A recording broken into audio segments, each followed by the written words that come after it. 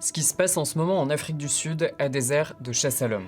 Des cortèges de milliers de manifestants dans pas mal de villes réclament le départ des personnes en situation irrégulière du pays. Ces mouvements avaient donné le 30 juin comme ultimatum au gouvernement pour agir. En fait, ça fait plusieurs semaines que ça dure, et des violences anti-migrants ont aussi lieu. Ok, mais d'où ça vient ce climat de peur, de tension? Pourquoi cette haine anti-migrants en Afrique du Sud? Moi c'est Romain, et dans ce format, pourquoi? On se pose pas mal de questions que vous vous posez peut-être aussi ou pas. En tout cas, le but c'est de donner du contexte, aujourd'hui, sur ce qui se passe en Afrique du Sud. En fait, le climat est très tendu. Ici, à Johannesburg, des manifestants auraient tenté de rentrer dans un immeuble pour s'en prendre aux habitants avant que la police intervienne. Pour ces manifestants, les migrants sont responsables des problèmes actuels, le chômage par exemple. Les gens d'ici n'ont pas de travail. C'est à eux de partir, ils doivent s'en aller. On n'en peut plus. Ils se droguent. Ils nous prennent nos emplois. Ils font toutes ces saletés. On ne veut plus d'eux. Ça, c'est pour les revendications. Mais de qui parle-t-on? Qui est derrière ce mouvement? Il y a plusieurs groupes citoyens. Officiellement, ils ne sont pas affiliés à un parti politique en particulier. Le principal mouvement, c'est lui, March and March. Il se présente comme un mouvement citoyen et exige par exemple que les lois sur l'immigration soient renforcées, tout comme les contrôles aux frontières. Autre exigence, que les Sud-Africains soient priorisés dans l'accès à l'emploi ou aux services publics. Bref, c'est une rhétorique nationaliste. Ce mouvement est aussi très critique du gouvernement actuel. On est ici pour faire connaître nos doléances au gouvernement, pour qu'il sache qu'on en a assez, qu'il ne fasse rien sur la question des migrants clandestins et qu'il laisse entendre que c'est de nous que vient le problème alors que c'est lui qui fait les lois du pays, qu'il n'applique pas. On exige des réponses.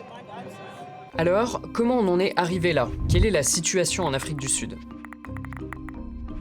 En fait, le pays est un des plus inégalitaires au monde. Le pays a beau être la première économie du sud du continent, les inégalités entre les Noirs et les Blancs sont encore fortes. Héritage d'un système qui donnait moins de droits aux Noirs, l'apartheid, pourtant aboli il y a 30 ans. Et puis, le pays souffre d'un chômage de masse. Un actif sur 3 n'a pas d'emploi.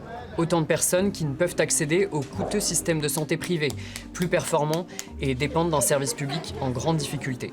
En plus, une criminalité très élevée pèse sur l'économie. En moyenne, 76 personnes sont tuées chaque jour. Dans ce contexte, les classes populaires sont de plus en plus hostiles aux migrants. Le dernier recensement de 2022 en comptait 2,4 millions dans le pays. C'est à peine 4% de la population.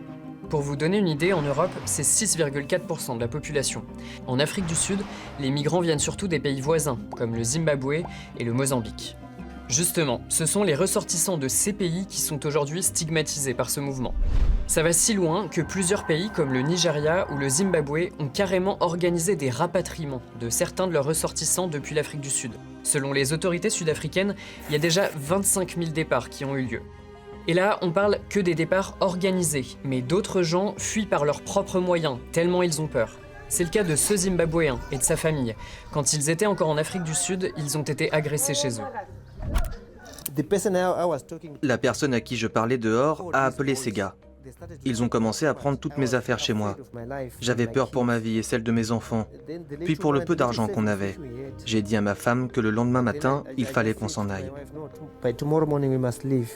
Ce genre d'agression n'est pas un cas isolé. Selon Xenowatch, un organisme qui recense les cas de violences racistes, en Afrique du Sud, il y aurait eu au moins 23 incidents cette année, et 2 morts. Ça, c'était les derniers chiffres dispo, au 9 juin dernier. Mais depuis, ce nombre aurait augmenté, on en serait à 5 décès. Et surtout, c'est pas nouveau.